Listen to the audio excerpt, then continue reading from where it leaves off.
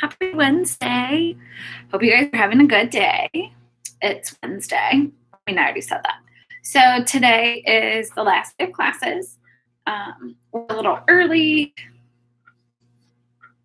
Turns out this computer is on a whole different time scale. Let me pull up the thing I was looking for on here, which are the announcement slides, to make sure that I tell you what I told you before. There it is. So today is Wednesday.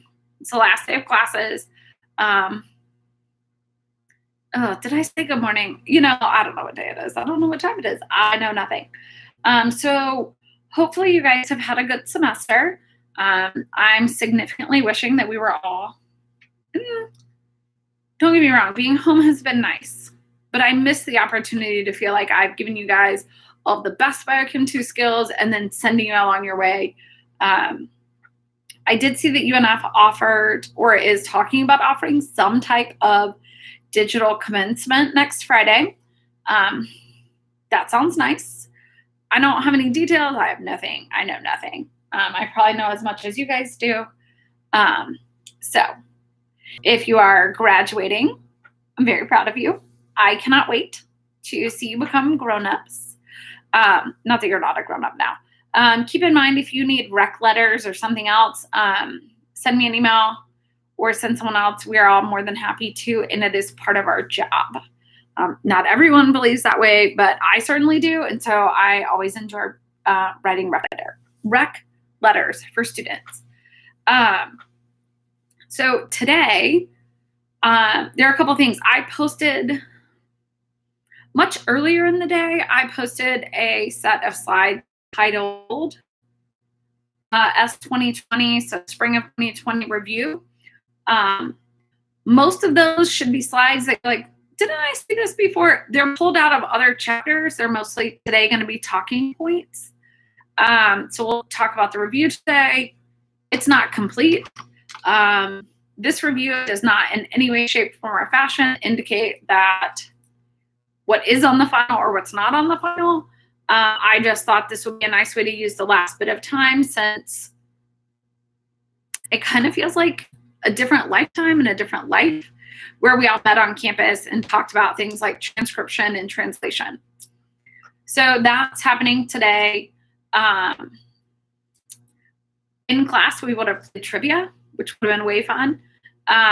Basically kind of, you know, regular trivia where you were in teams and you guys figured out the answers. So this is what we're going to do instead.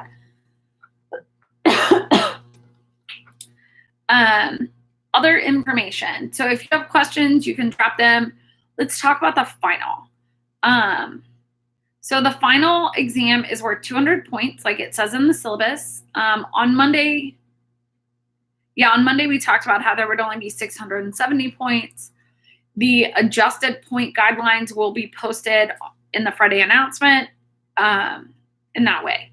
So the letter grades that you see on Canvas should be what you get if you missed an assignment. There are a couple of you who have different point values. Feel free to send me an email if you have questions about yours. Otherwise, what you see is most likely what you get. So the final is 200 points. It is a take-home. It is a non-collaborative take-home. So you can use your notes. You can use the internet. Things that are not allowed, Chegg, which won't help you, your friends, or anything else. So, but I am happy to assist. I have office hours tonight at 5:45. So right after this, you can pop into Zoom and say something. You can ask questions. On Monday and Tuesday from 1 to 2:30, I will be in the Zoom room. If you would like, in the announcement, it will come with a direct link, like click this button, open Zoom. If you have questions, if you don't have questions, you don't need to stop by. The PDF of your work must be submitted by 4 p.m. on Wednesday, April 29th. So that is during the final exam window that we would have had. So you can download the PDF and write on it in a writable PDF program on whatever device you own. It's option number one. Option number two is that you can write on it in a device. Number two, you can write on it on white paper, like it matters. Any paper. You can just make basically number one that, and then I will grade that when you upload the PDF. You can print it if you would like and do that. I don't want to say the options are endless, but they're relatively vast. So you have that information and you will just upload a PDF into Canvas, and that's what I will grade. So it is a cumulative exam. So the entire semester will be covered. Tina would like to know, will there be extra credit on the final? We will not read your point value in case you don't want other people to know. There is always some level of extra credit on the final. I will include some level of extra credit for the final since it is a cumulative course. I don't know how much of a buffer it will be, but there will be some. It'll be in the, oh, Ryan makes a good point. I haven't graded your figure analysis too. So maybe this helps. But you'll make me laugh today. This is what I needed. I will grade figure analysis too, probably today or tomorrow. You will get points for writing your name on every page, whether it is a handwritten page or in the name blank. I will give you bonus points for continuing to do that. And maybe a drawing, maybe some other things. There is always bonus points on the final because I think it's worthwhile. How exactly that will look, what that will look like, I don't know. Because I have started writing the final. Like I opened a piece of paper like with a pen and wrote like final and then number one. And that's all I've done. So there will be some bonus points. It will not be a ton. It will be some for writing your name on every page and a few other bonus points. It will be cumulative. I'd like to say that it'll be roughly equally weighted. Some version of some parts from the beginning, some from the end. It will be a lot of right. I don't want to say tell me everything you know, but some parts of that. So, you know, do you want to say hello? I would like 1 second. Someone is demanding that she tells you guys goodbye. Hey, come here. Come tell them. Come tell them right here. Lily, say hello. Also, I got out a bag of treats, so that's really what the dog wants. But hold on. She likes that we all stay home now. Okay, any other questions about the final? It will be the usual take-home policies. Everything should be, it will be acceptable. So any other questions? I don't want to say comments or concerns. Any other things you would like to know before we look at our review slides? I miss you guys, just so that we're clear. How long do you expect it to be? 200 points worth. So you can expect it to be probably twice as long as your typical take-home exams. I would expect that it should take you several hours. In years past, the final has been in class 150 points, 50 points take home. So to make it all take home, I would I would recommend that it'll take you 10 pages max.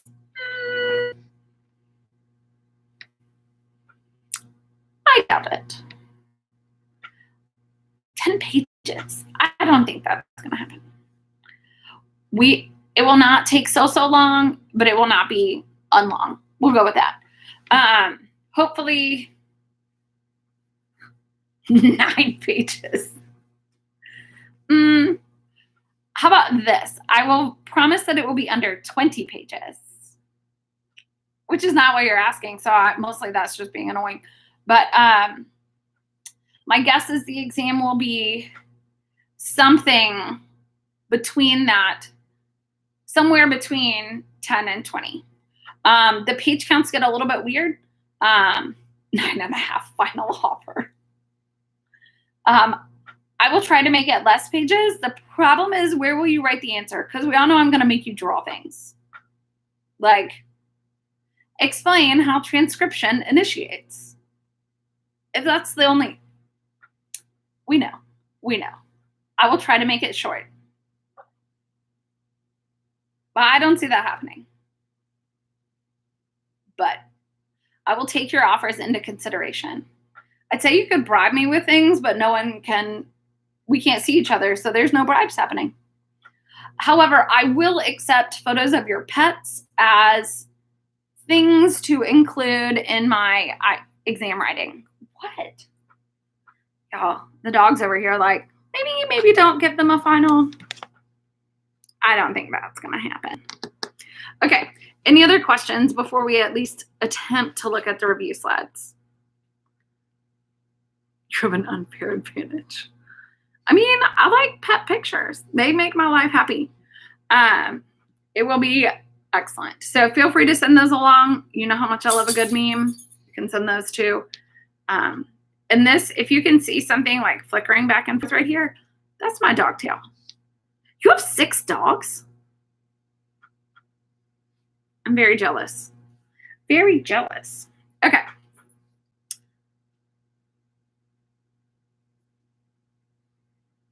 How many points will 2 cats get you? 2 evil cats. I don't know. You'll have to, well, we have to be, I'm not making any promises because you could actually like bring this back at a later date. So feel free to send your animal photos my way, including your evil cats.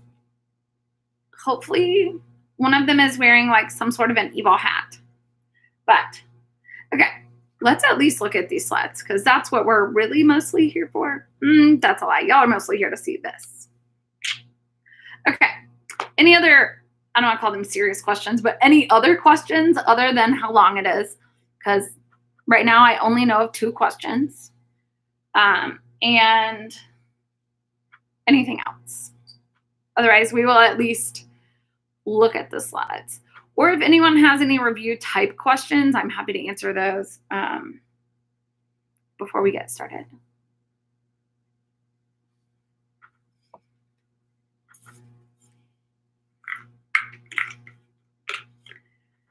Okay, so in the review slides, there are slide numbers, or they're supposed to be. Yeah, good.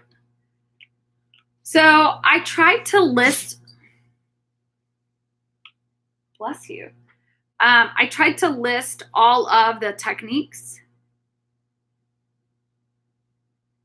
Can you do an example of 2 and 3 sequence? Yes.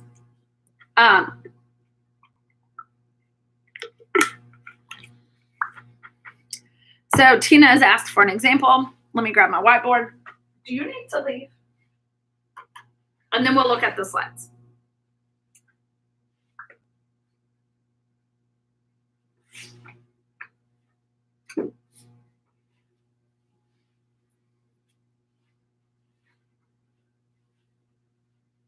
Okay, bye.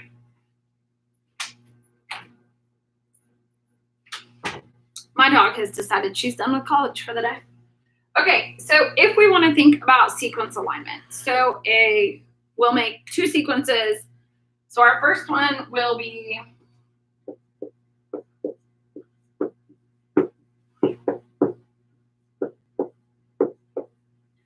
so we have this sequence for our first sequence, any random assortment. So this will be number 1. And then for our second sequence, we will have, so if these are our 2 sequences, the way I tend to start these, and so the issue with a sequence alignment is where do we begin? So I look at the 2 sequences, and this always works best if you have short sequences, but our hope is that we can find something that interacts. So we have this FA, and we have an FA right here. So what I would suggest is to basically say, okay, well, these 2 are going to line up. So we're going to have RG, FA, A, T, F, G, C. So we're going to write this FA here. So we can go ahead and write the rest of what we have here, which just gives you basically 2 out of 9% identity. So the other thing is we could add in some gaps here and here, and then have F, G, R, C. So we could do this, and that increases our identity up to 4 out of 9. So we could also add in a gap here, which would give us almost or exactly 50%. So we have identity here, here, here, here, here. So the identity here would be 5 out of 10, which is 50. So the thing is, gap penalties matter. So if you were to think about a bioinformatic alignment, you would have to pay prices for both of these. So if you had a high gap penalty, it tells you that just adding a single space is unlikely. However, so that we would actually take this away under a high gap penalty and go back to just having 4 out of 9. 4 out of still 10 because we count total seeds. So a 40% identity without a single gap here is better than having 1 gap. So this is how you would do it with 2. Questions before I add in a third sequence?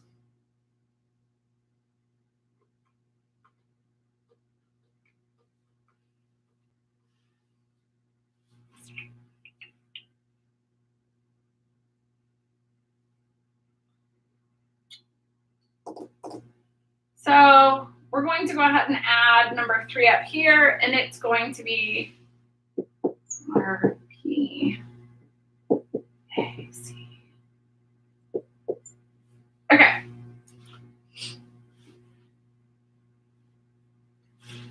So when we look at our third sequence, what you really want to look for is any set of amino acids that are the same. So in this case, we also see again this FA. So we know that that's going to fall in line here. So we have FA. Well, we have an R and a P. So this looks good here. RPFA. And then we have a CGC. So we can drag it out here. And what I would recommend is this identity would be 1, 2, 3 divided by 1, 2, 3 out of 10. So you would get a 30% identity. So you do want to try to align other things. But when we look at alignments of whether 1, 2, or 3 sequences, you're looking for the most similar things. So if you looked at the bioinformatics handouts I posted from ages ago, it talks about similarity. So similarity would tell you that you don't really have any similarity here. Similarity is where we can start to align these based on whether or not they're similar residues or non-similar residues. So does this give you any assistance, Tina? That asks like, it was definitely. So maybe we could ask it a different way. What other questions do you have, if you have any, about alignments?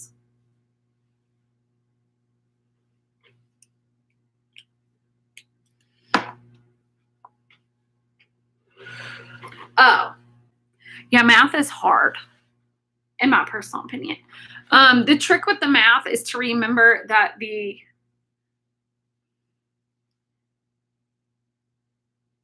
would be, did I say 3 out of something else? It would be 3 out of 10, which would be 30%. So for the overall identity, it is 3 divided by the total number of columns. Yes. So when identity gets a little boggy, is that a word? It's definitely a word. Is if you have an interaction that looks like this. So if here we have 4 total identity, so these 4 are a perfect match, but it would end up being 4 over, let's just say these are both, say we'll make it easy, we'll make it out of 30. So we would end up with whatever 2/15% is for this, because the total number of seats would be all of this. So this would tell you, based on the identity as well as the similarity, that these don't likely perform the same function, because we would expect the proteins to have more overlap in more regions other than just 4 random bases at the tails. Good questions.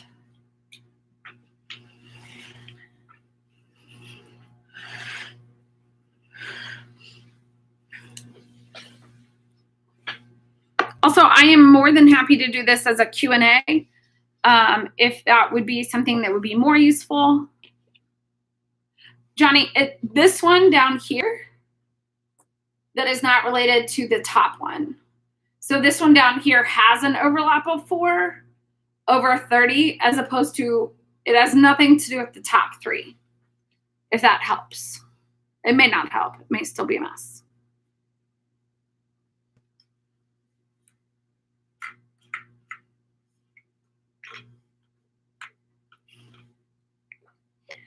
Any other questions? The slides are, and if we don't get through them all, it's just meant to be somewhat helpful before we at least look through some of the types of slides.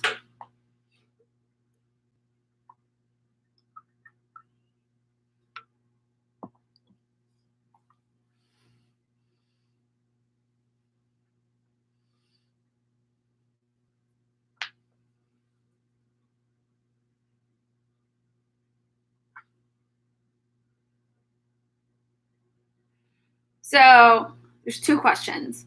For Johnny, the top one, these 3, it would be 3 out of 10. So Christine's question is, if the overlap was more than 4, would the denominator be less than 30? Yes. So if these were both, instead of having this, it slid in.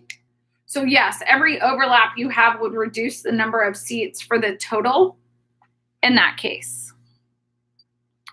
I think I've answered both of those questions. Other questions?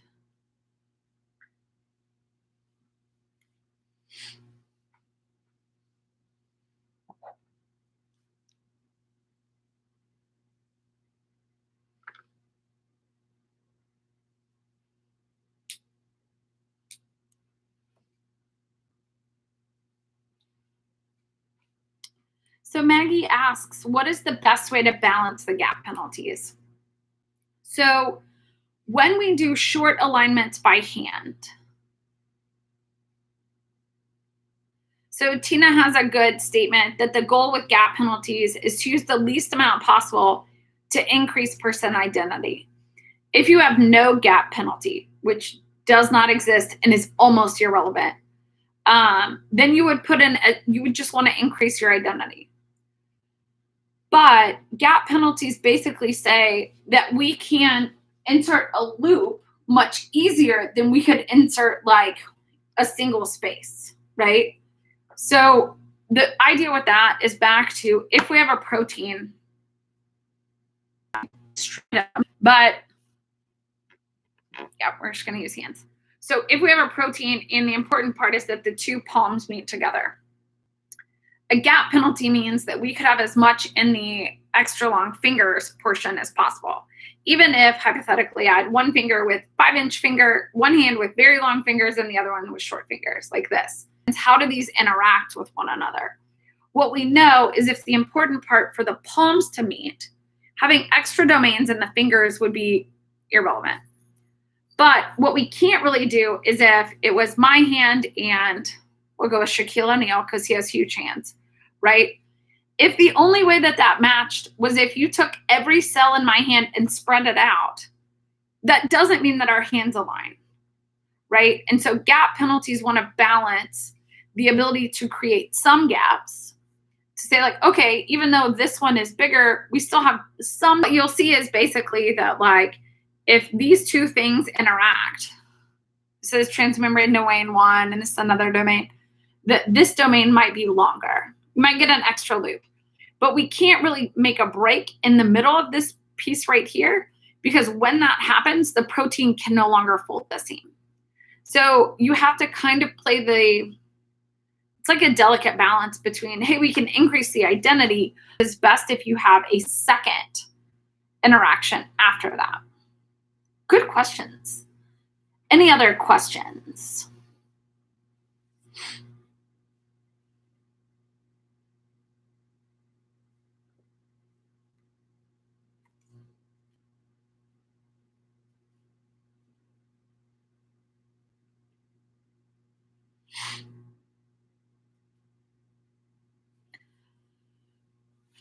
So while you guys think about that, or if you have none, and I try to find my slippers, because my toes are cold. So are there parts that you guys would like me to review? Do you want me to just start at the beginning? Do you want, we don't have to do this today. Want to be the most helpful and good for your times.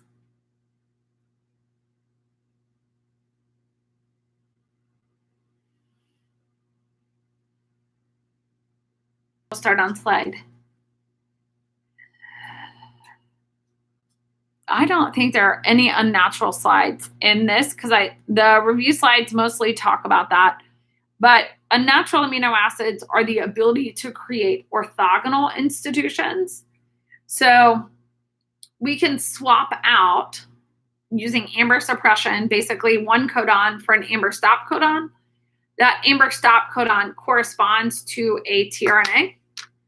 And that tRNA has been modified in such a way that it can only read that stop codon. And so can then be used to encode for a different amino acid.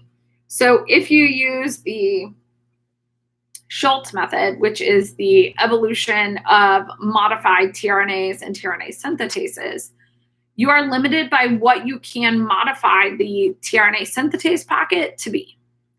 So the tRNA diversity, so tRNA encodes for the amber stop codon. So if you use the Schultz method, which utilizes a modified tRNA and a tRNA synthetase, to where that can be encoded using protein machinery. So we have to be able to couple the amino acid on. In that case, once you get that on, it can then be added into the protein. So for the Daugherty method, which is a little bit different, it typically is tRNA synthetase independent. So basically you inject into your oocytes or other cells. You can do this in other cells. You inject in tRNA that is already bound to the tRNA that is amino acid on it. And so when we think about that, one of the advantages is you can expand outside of the 20 canonical amino acids. The downside is it's an unrealistic picture. So it doesn't give you an insight into what the protein does exactly. But you can add in other amino acids to maybe get at different questions other than what does this arginine do? You could say, does this arginine move, or does it migrate, or how can you do that? So some of the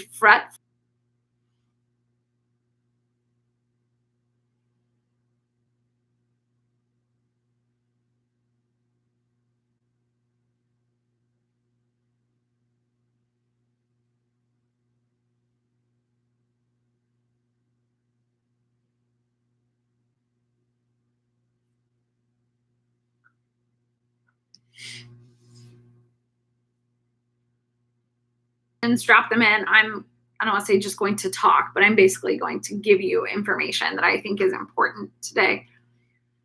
So today, and basically if you were to really think about what is Biochem 2, it's a study of the central dogma. And so the central dogma states that DNA is transcribed into RNA, which is translated into DNA.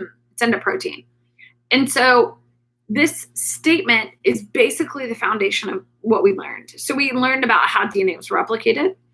And then we learned about the different structures of DNA and how DNA is transcribed into RNA and how it's translated into protein. And then we talked about regulation. So all of that material, which is basically everything taught prior to spring break, the on-campus, live, not this kind of live, but like live on the same place course material. So all of that basically allowed us to think about how cells create all these. Talked about like, how do we make DNA bases and how does that work? So if we were to think about so on slide 4, it shows you the Watson and Crick double helix. And so we know that it creates a double helix using the Watson and Crick base pairing. And so there are 4 nucleotides, adenine, guanine, thymine, and cytosine. And those 4 nucleotides basically interact in different pairs. So we have a GC pair, which has 3 double bonds, and ordered them out because it is basically one more tie-in. And so the higher the hydrogen bond content, the more stable that DNA is, and the validity. That isn't to say that DNA is unstable. DNA is probably one of the most stable molecules.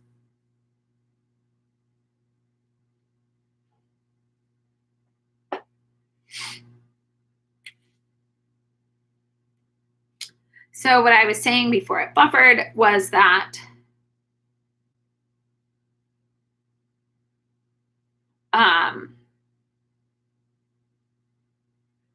DNA is one of the most stable molecules. So someone asked, how does tRNA read the mRNA? So mRNA fragments can be read in codons. So there are 3 nucleotides that correspond to a single tRNA. And the bottom of the anticodon is the reverse of the codon. And so that basically creates Watson and Crick base pairs between the two, far distant. The amino acid is transferred off using the transferase from the tRNA onto the A site, onto the new amino acid. So the chain moves, the amino acids don't necessarily move. And so the tRNA is sorted during the first part, if you think about the steps for the elongation of a peptide, the tRNA is sorted based on whether or not it can make those 3, that 3 match.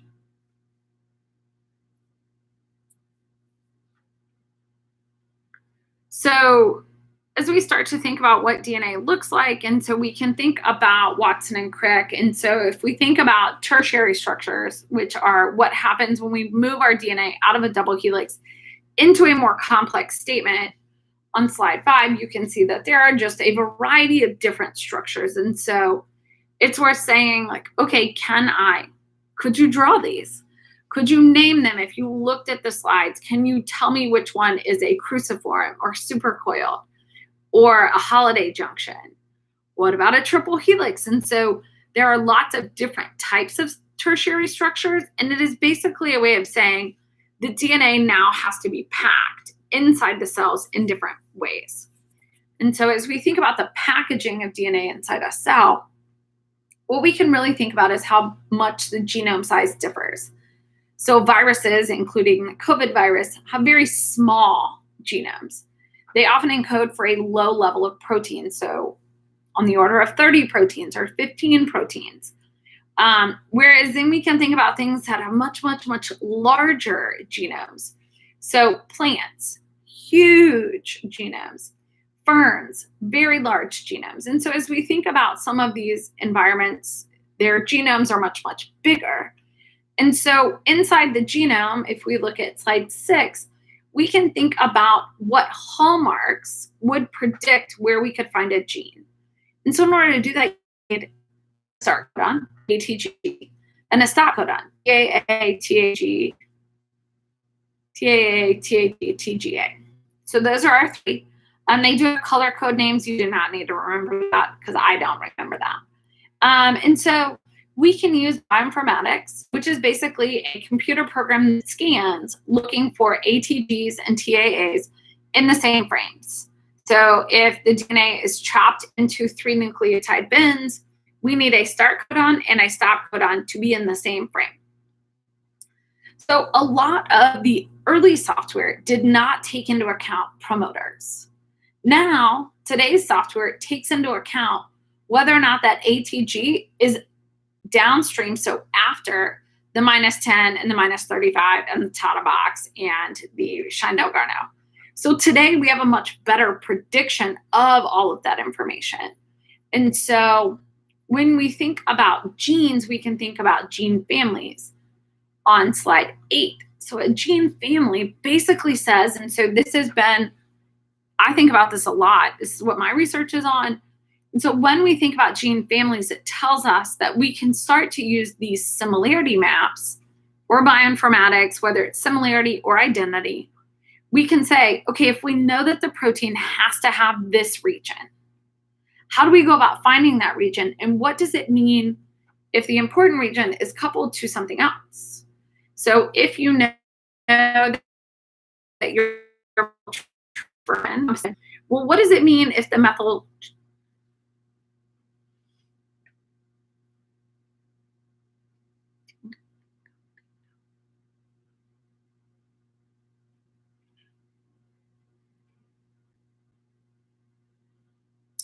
So it buffered on my end, so I have no idea if you just saw me make faces.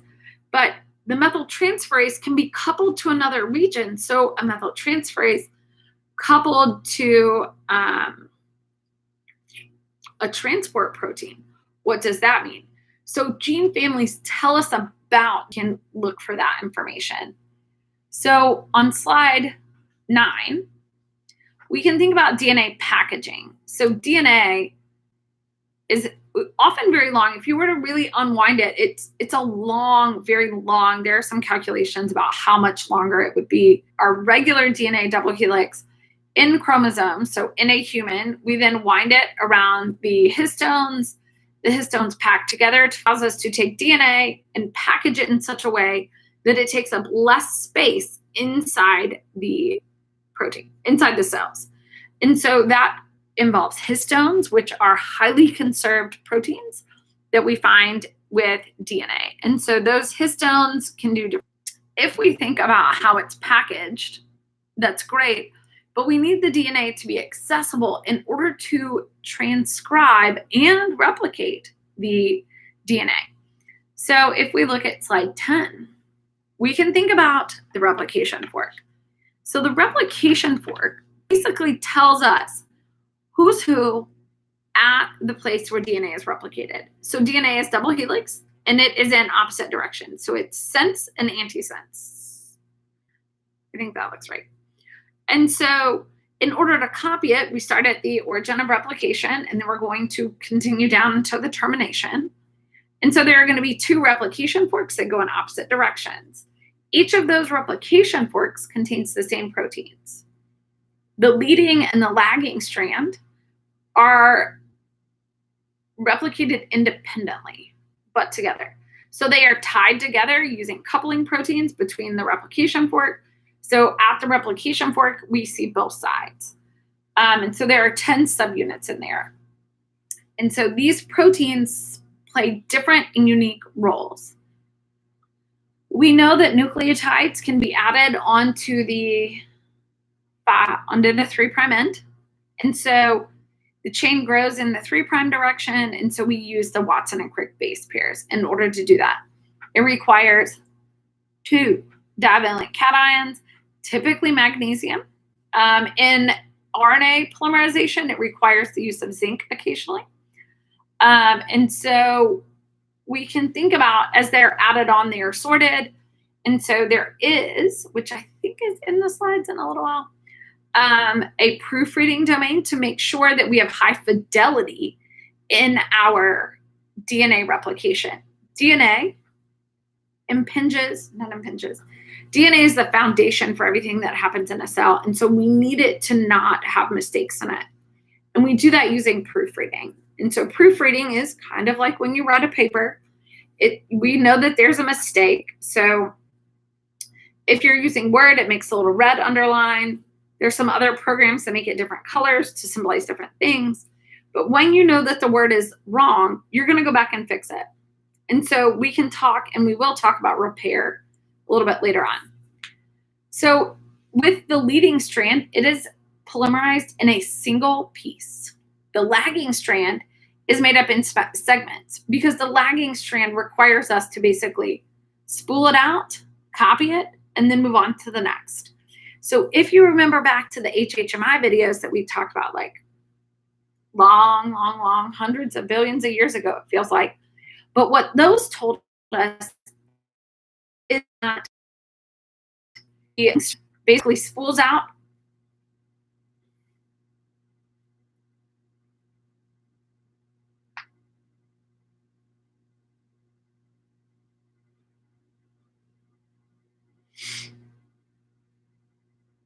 So the lagging strand basically is spooled out SSBs, or single-stranded binding proteins, that prevent the bases from being cleaved off. And so once the Okazaki fragments, which are the pieces that get created or copied, come along, we have to use ligase, which will come back in. Well, first we meet polymerase 1 on slide 12. Polymerase 1 removes the RNA primer created by primase. Then primase creates the RNA primer. It's removed by polymerase 1 that then removes and adds back in DNA. And then ligase, which we know from molecular cloning, comes back in and reseals up the backbone of the DNA. So when we think about the replication review, what we know is that the replication forks copy both sides and they migrate along. And so as we copy the leading and the lagging strands, it's going to allow us to make duplicate copies. At the end of the day, they should be identical and they should match everything else. There are ways that you can go back in and create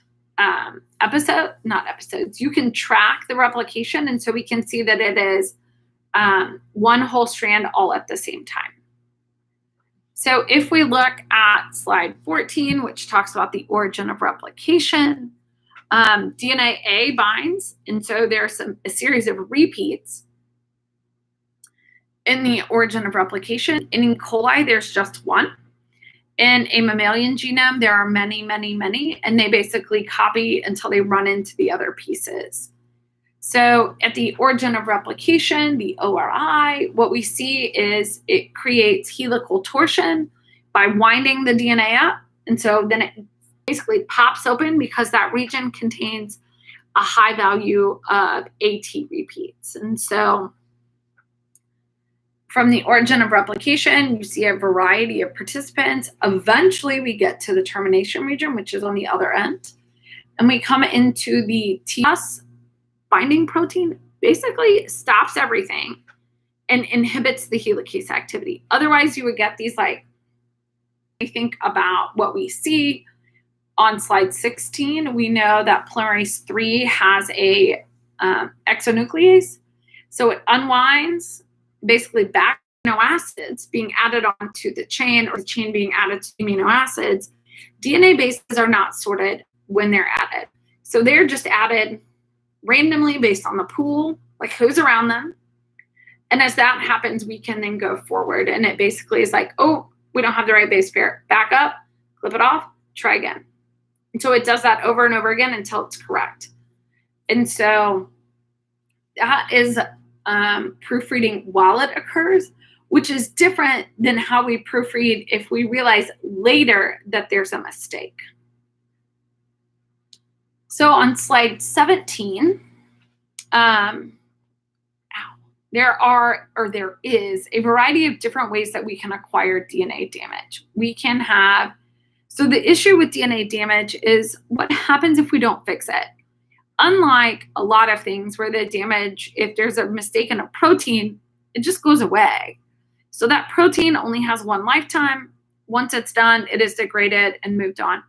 Mistakes in the DNA they last, I don't want to say forever, but they're impossible to undo after a certain time period. And so we can have bad proteins, delay in replication, and cell death. And so most of our stages fail all at the same time. The repair mechanisms cannot complete all of the repair in a short amount of time. So one way that we can do this on slide 18 is direct repair, where we can basically go in and repair a thymine dimer using photolyase in bacteria. We can also do on slide 19, excision repair, where you go in, we have a mistake. We're going to remove the offending base and other bases around it, usually an 11 base gap in E. coli. In mammalian cells, it's more like 28. So once you take all that out, we're then going to go back and recreate it using the Watson and Crick base pairs. So it's important to remember that there are different polymerases. So polymerase 3, 5, 1. We've met lots of them. And so some of them are used in replication and some are going to be used in repair. And so when we think about both of those, it's important for us to be able to think about what is important. Again, if you have questions, you can drop them in the box. Oh, there we have one already. Photolyase is only found in bacteria. In mammalian cells, there are others. Yes, humans repair thymine dimers. So thymine dimers occur anytime we're out in the sun. So I believe that thymine dimers in humans are repaired using either excision repair or I believe it's excision repair, where they come in and they cleave out the backbone and then recreate everything. So humans and bacteria can do the same types of repair. They usually use slightly different mechanisms. Good questions. Any other questions?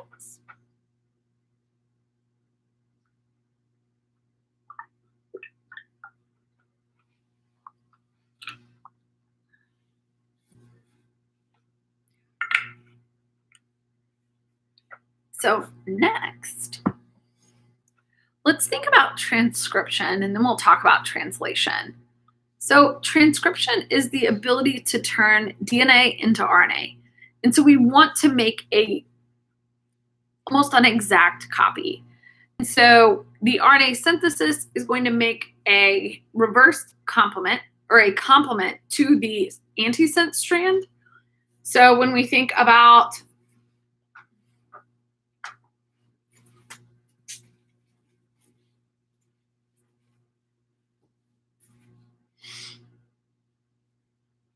if we have the 5' to 3', and the opposite is true here. So if this is our sense strand, and so the way we think about sense and antisense basically just means that you can read it in the direction it is on the top. Usually, the 5' strand is the top strand.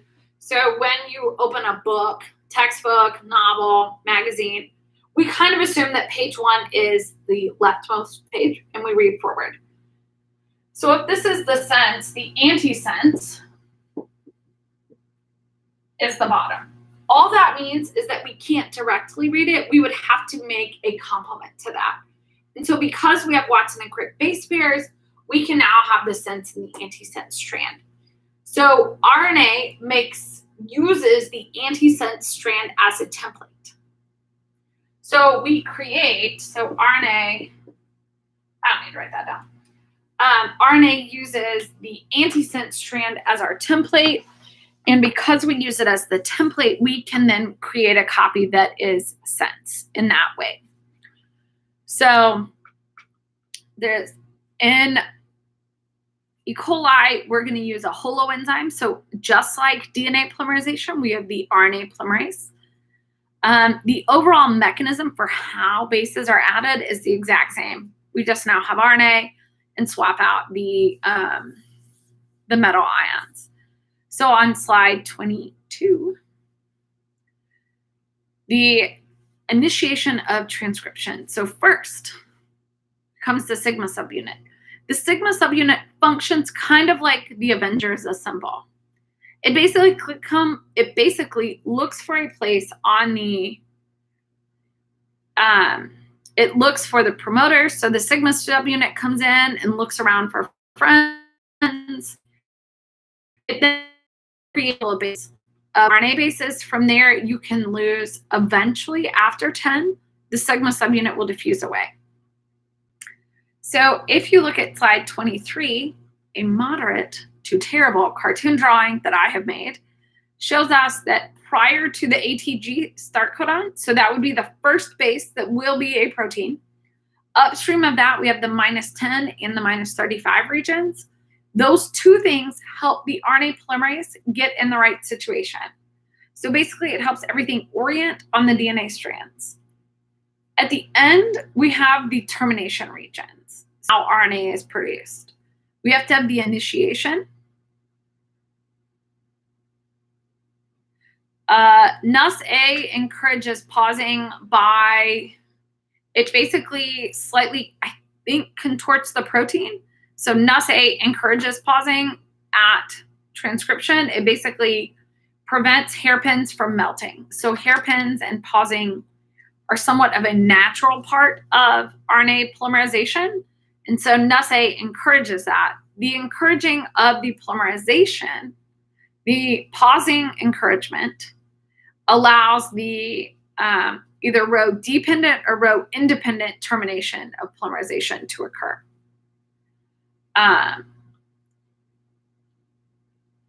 So while RNA is elongated, we create the bubble, which is roughly 18 bases. And so you basically make a little hole in it. Hole's a little extravagant. We open up a slight region, and then we copy the part at the bottom and migrate along as we go. And so then we can have termination, which is on slide 25. And so the hairpin destabilizes the duplex. So basically, you can think about it as kind of a wedge occurs, and that wedge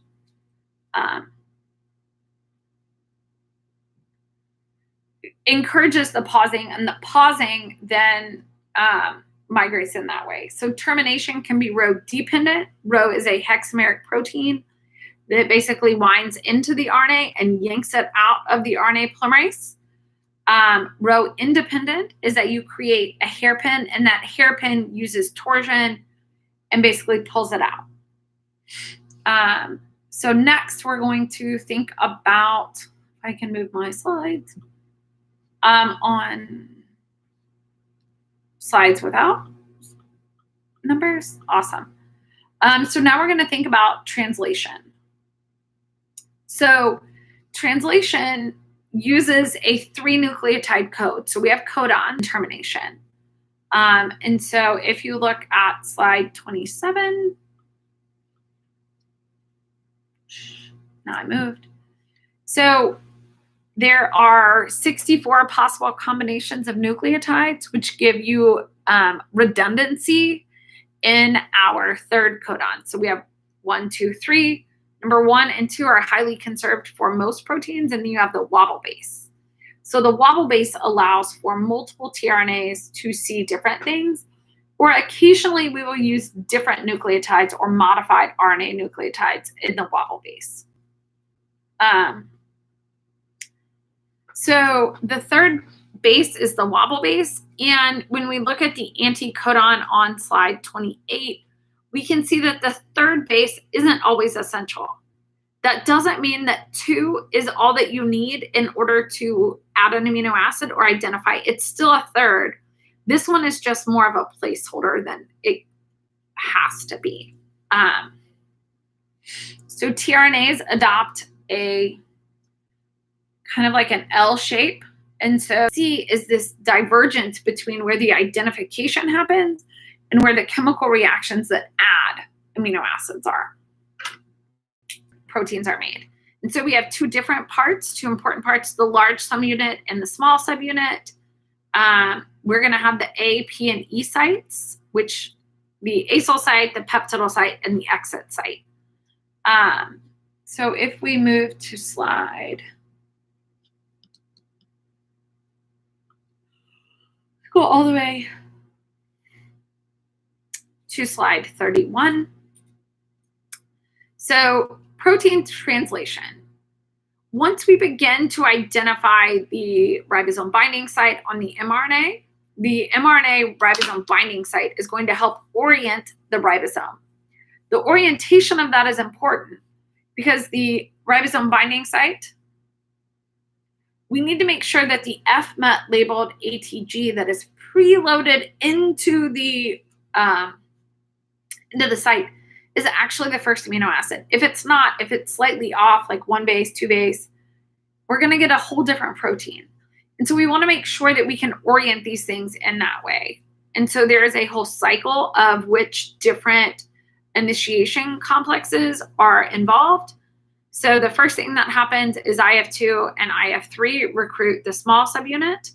They then gather IF1 and 3, then gather IF2, which comes preloaded. Those two things, or all of the initiation factors, diffuse away when the 50S subunit binds.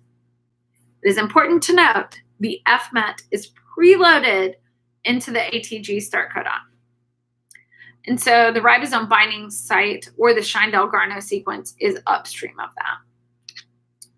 So proteins are elongated through a cyclic pathway that you can see on slide 32 or slide 33. And so what we see if we look at slide 33 is ratcheting of the ribosome. So basically, if our protein is in the P site, we add in the new amino acid. The peptide is transferred using a transferase from the P site onto the A site. Once it gets to the A site, we have to have a way how to move the peptide along. And so EFG basically comes in like a little shoe and ratchets everybody over. So ratchet in popular terms often does not mean something kind of ticking along. If you think about wrenches or other types of devices, we can basically rotate.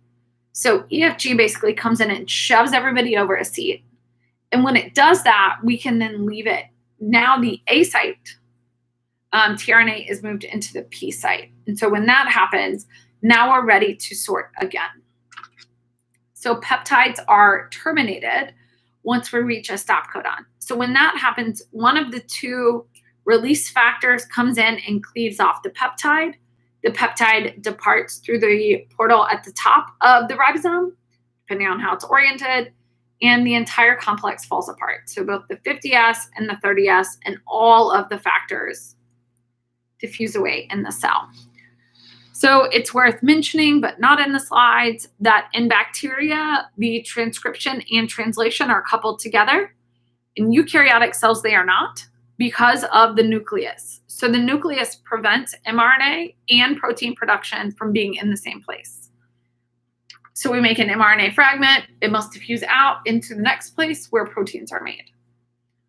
Again, if you guys have questions, and if you don't, we're just moving along. So what time is it? Oh, good, we have a few more minutes. So gene expression. So as we think and kind of couple together gene expression with RT-PCR or Westerns, where we can look at different types of proteins, it's important to think about how on slide 35, we have constitutively and occasionally expressed proteins. A constitutively expressed protein basically means that proteins are expressed 100% of the time.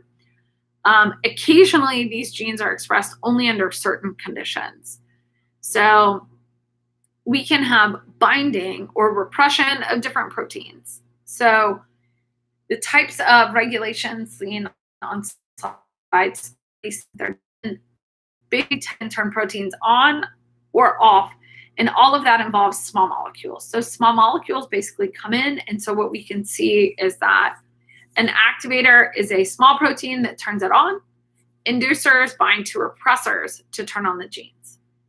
All of this is to say, all of it, is to basically say that small molecules and small proteins can either turn the gene expression on or remove the protein that was preventing it from being expressed. The end result is the same. The end result is that we have a protein that is now being made, whether you activated or induced or repressed said protein. So if we move to slide 38, the lac repressor. So lac repressors utilize IPTG or allolactose in order to turn them on. So what the lac repressor does is it prevents the RNA polymerase from making copies of the protein. And so we see this in molecular techniques. when we think about having an inducer, that inducer is in fact the lac repressor most of the time. So the lac repressor basically prevents protein from being made. And so when it does that, you must add IPTG. The IPTG prevents the lac repressor from binding. When it's not being bound, protein will be made because mRNA can be made. So in this case, the lac repressor prevents mRNA production. There are ways that you can prevent protein production. They are much more difficult to complete. So when the N. E. coli not pirated by molecular cloning, for each molecule that binds to the repressor, a single copy is made in that case. Yeah. So the lac repressor, the role of that is basically to come through and protect the ability to, not protect, but it stops RNA from being made for the lac operon. So do we have any questions? Things we've talked about before?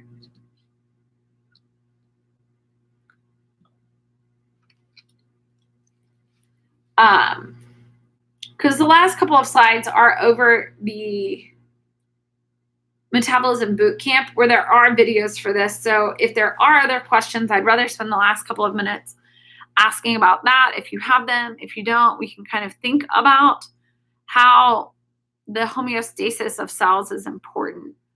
But I think as we think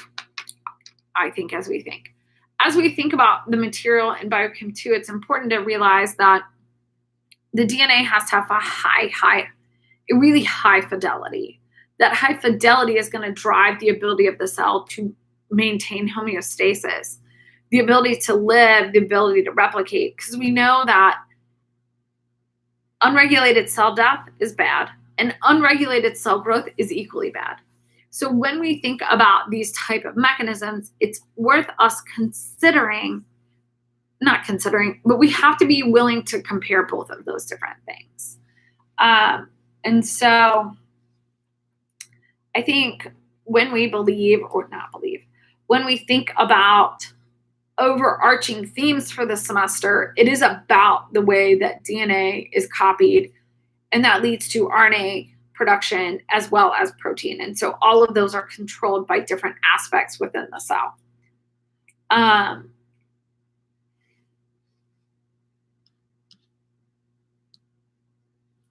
So we have a couple more slides, and we'll kind of skip through those kind of quickly. But it's basically, we talked about the regulation of fuel metabolism. And so it's really important within a cell that the fuel that comes in is utilized appropriately, and that once as you eat or something else, your body will regulate that using within a cell. And so different organs and different hormones upregulate and downregulate that kind of information. On slide 41, you can see the pancreas and the liver, which basically have a series of feedback loops that basically allow you to say, because we have the opportunity to create a product, and that's going to stop the production of more product. The tryptophan regulation is a really good example of a feedback loop. When we're low tryptophan, it's basically going to increase production. When there's high tryptophan, the tryptophan binds in such a way to prevent production. So on 42, we see the energy homeostasis. Basically, it says that all cells want to have an energy homeostasis where we input the right amount and we don't overly store and we don't overly produce out. And so the energy homeostasis can be observed both in the nitrogen economy as well as the utilization of ammonia, which is what we talked about in the second chapter, as well as when we think about the production of glucagon and insulin. All of that interacts. And so the nitrogen economy tells us that some proteins and RNA molecules are recycled. On slide 41, we see our mouse stuck in mouse jail. And so what we see is that if you feed N15 tyrosine to rats, we see some of it go into proteins, not all, but most, goes into proteins. And so the nitrogen economy for some plants, you can see on slide 44, require the use of a nitrogen fixer. Or we can have these symbiotic relationships with root nodule forming bacteria. So basically the bacteria fix the nitrogen and feed it to the plants in these little nodules formed on their roots. So ammonia is really important. So ammonia, it's also caustic and corrosive. So we don't really want ammonia running around in the body. But what we can do is store it in other components. And so those components eventually become amino acids. Some plants can fix their own nitrogen, yes. Not all require nitrogen fixation because some plants, I think grasses can do it themselves. And I believe there are a couple others that do. It does if you can culture, and it will make a higher component of nitrogen in the soil, and that is better for the plants. So where does the nitrogen go? The nitrogen becomes amino acids. It can also be used in some, see that different pathways take different numbers of steps. So before I let you go, I miss you guys. I hope that you, I know that this was not what anyone planned. This pandemic must end. We all get to be separate, but hopefully you guys will reach out if you need stuff. If you have not filled out ISQs, could you please do that? I will be sending a Google survey with some other information that I would like gathered that ISQs don't have. I'll send that in my Friday update. If you have questions, please come to office hours. I know that you guys are going to graduate. We will be holding a reception. I have no idea when. So I was asked, FRET technique, what controls would you utilize in that experiment? So with FRET, what we're asking about is how do you know it works? So if you have 2 fluorophores, you should actually run the excitation and you should not just see anything if you detect at the acceptor wavelength. If you excite your acceptor at the donor wavelength, you should also not see anything. You should only see behavior if the donor and acceptor are present. Of course I did.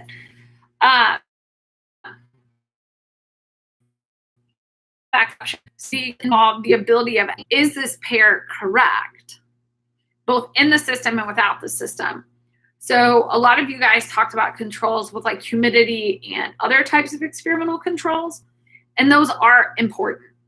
But it's worth considering that you also want to make sure that the acceptor and donator pair works.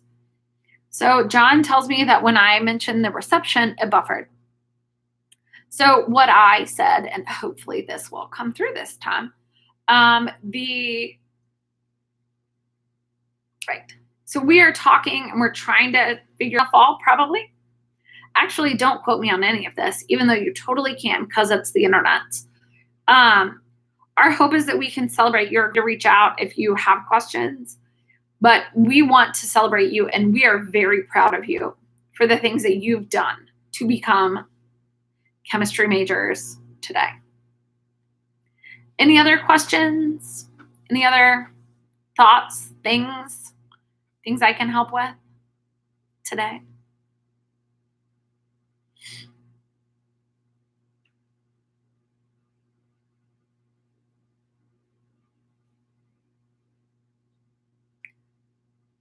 All right, well, on that note, I'm going to let you guys go so that I can run to office hours. If you have more questions, please come in there. Please email me if you need something. I miss you guys, and you guys are doing great. Stay safe. Wash your hands. Don't breathe on people. If you need something, please let me know. Please reach out. Your final will be released on Friday by 5. Yes, you guys are so welcome. It's been my pleasure. I miss you already. Feel free to stop back by in the fall. Well, assuming we'll be back someday. When we're back in the office, feel free to see you. Bye.